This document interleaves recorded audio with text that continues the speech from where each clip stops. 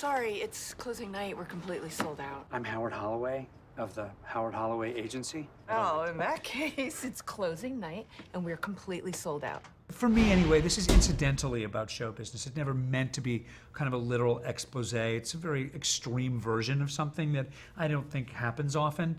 I think it could be any business. I just know the specifics of this one.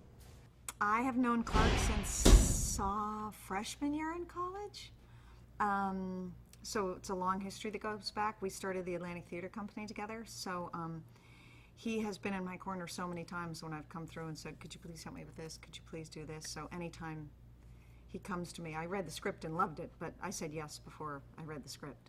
My DP, Terry Stacy, and I, he's really responsible, I think, for the beautiful look of the film that really makes the tone work, in my opinion.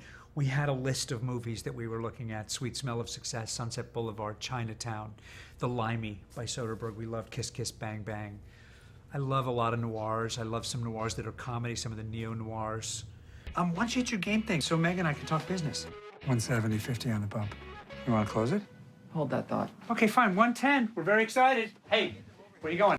I think anytime you endeavor to do something, whether it's to make a movie or make a girl, or, I don't mean literally make a girl, you know what I'm saying? I was with you. Get over on a girl, or cut a deal, or finance, whatever it is, the endeavor is the same. It's a human endeavor. So yes, I think they're the same in that way. You see the truth of the human soul coming out and trying to do something. So I can see why it would look kind of the same, but I think it speaks more to the human condition than the movie paralleling.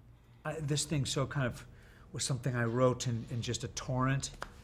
I just kind of started throwing people's names in. It seemed like that I wanted people, there's this thing where once a child actor makes it, they try to find out if they have any siblings. We saw different Culkins, really talented Culkins coming for a number of years. And so I started inventing siblings for various people, but mostly as the people who are going to take the jobs away from the unknown kid that my Howard Holloway agent had found.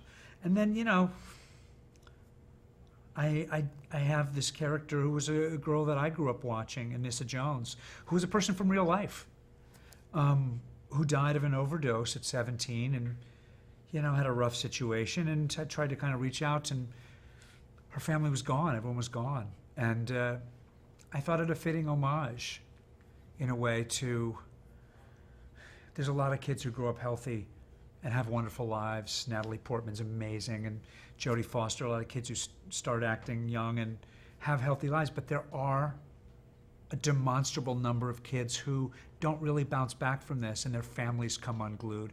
And that's a theme of this, and it didn't feel responsible to make a kind of goofy comedy that was exploring this, at least not to me. It was about something that had kind of comedy and emotion and hope and darkness. Hey, did you get some flowers? Oh, God, yes, Howard, thank you so much. Plants hate me. Oh, They just... I doubt that. That's what I loved about your character, is that... I'm sleazy, but Yes. human and likable. Yes. I'm like that in real life, too. No, that Clark's character to the outside world is so run down and sleazy and would sell his grandmother for a chance at the big show. But your character sees the good in him and responds to the good in him, and I think that's why he reaches out to, and that's what you did so well. You kind of looked through all the bullshit and sort of saw him. You know, when you achieve a certain amount of success in show business, I think you kind of are always aware, you feel like, at least me, I'm going to talk for me, there's another version of you stumbling around the valley who didn't get this part, who didn't get this break, who's still desperately hoping for that thing. And it certainly was a life I lived for a while where I really thought a lot of this stuff had passed me by and I wasn't going to get a chance to do stuff like this. And that's a lot of where Howard comes from. And frankly, you know, I wrote this and I wasn't really thinking who this guy would be, but by the time he was finished, there was this kind of combination of kind of hustler and heartbroken actor in it that my partner, Mary Vernew, the producer and brilliant casting director in her day job, she said, you know, you're on my list. if someone else wrote this, you got to think about you playing this. And I said, I started to last week. I've been thinking about this. And it's because I realized I just turned 50 and I thought, nobody's ever given me a role like this. I don't know if they ever will, for all the fun stuff that's happened for me. I still had enough of that guy that I was like, I have to give myself this shot because I also feel like I understand it maybe in a different way.